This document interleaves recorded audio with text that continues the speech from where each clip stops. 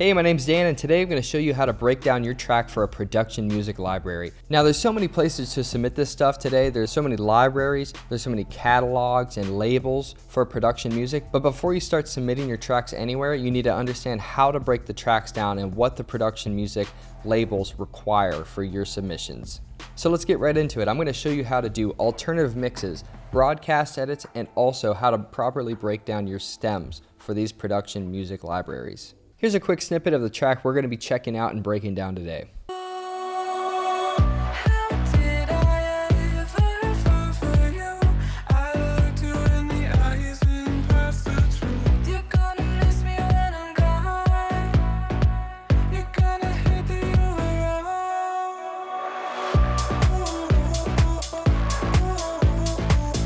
Alright, so the first step in breaking down your track, and this is the simplest one, making stems. Stems are submixes of your elements in the song, not individual pieces and parts, but different groups mixed together.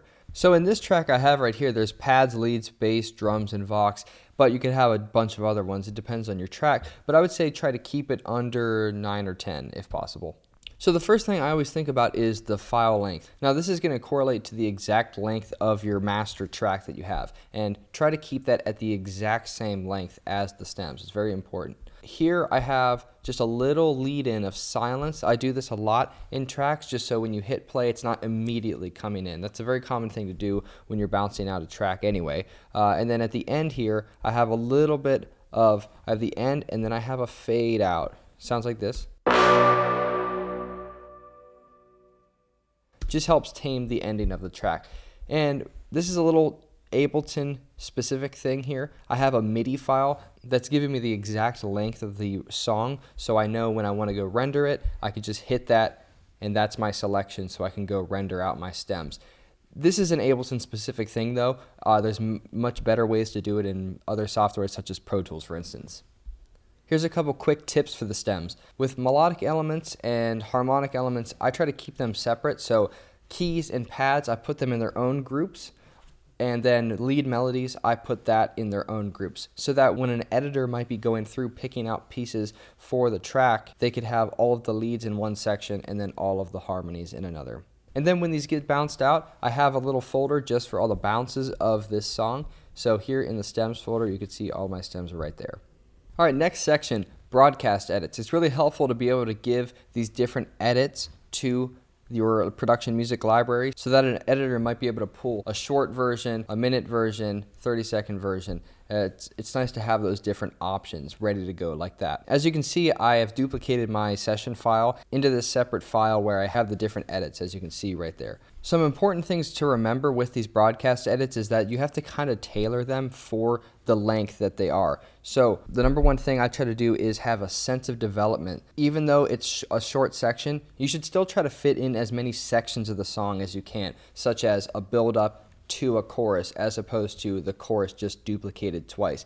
It makes the edit to be a little more interesting and to have a little bit of a journey for whatever the song is going to go on to. Second thing I do is always cut out some things that might not fit. So I always try to tailor each edit by cutting out certain things that might not fit in a short version versus a longer version.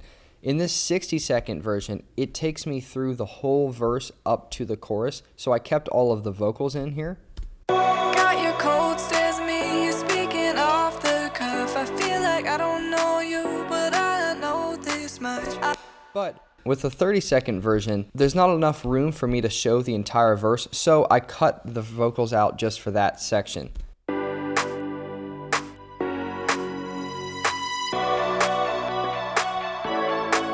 But I still do have vocals in the chorus here.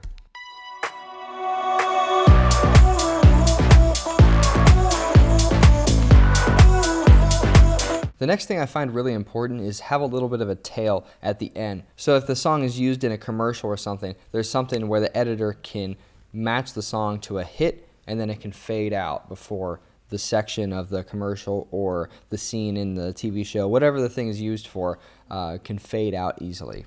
So here you can see that this section is about 17 seconds, the bounce, which is longer than 15 seconds, obviously. But the main hit, let's see here, that is right at 15 seconds. So like this.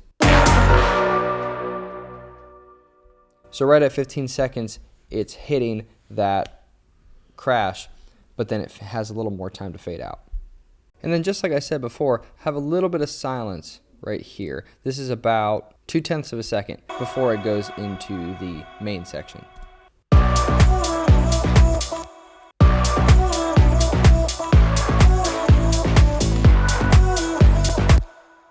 And then you can see here I bounce each edit out with the length in the title so an editor can easily see that. Alright, next thing, alternative mixes. These are really important because an editor might want to create a sense of space by maybe thinning the track out. And offering these alternative mixes will help them to do that so that they can maybe use the track for, say, a dialogue scene, where they need a little bit of background music, but they need it to be open enough to fit that dialogue into the mix. So, a lot of times alternative mixes, they don't have any lead melodies and they have a reduced arrangement. But you have to be careful because you can't create too much silence in the track either. So it's important to fill any gaps with something. Maybe your drums repeated over and over again, or a pad just soothing throughout any silence in transitions or intros and outros. So let's check them out. This first alternative mix is very similar to the original mix of the song, except there's no lead melodies. As you can see, I have that entire group muted, and I also actually have the vocals of the song muted. I just am keeping my vocal effects.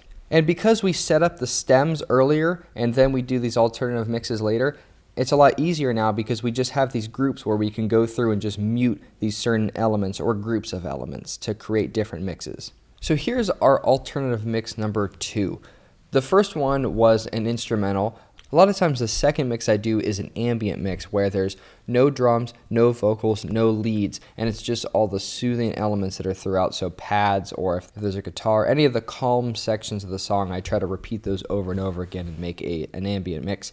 This song really does not lend itself to an ambient mix. It's a pretty cutting dance song. So instead here, my alternative mix that I'm doing is a drum and bass only mix. Any sections where there's a lot of silence, I'm actually repeating the drums over and over again just to fill that gap a little bit. So let's check out a little bit of that.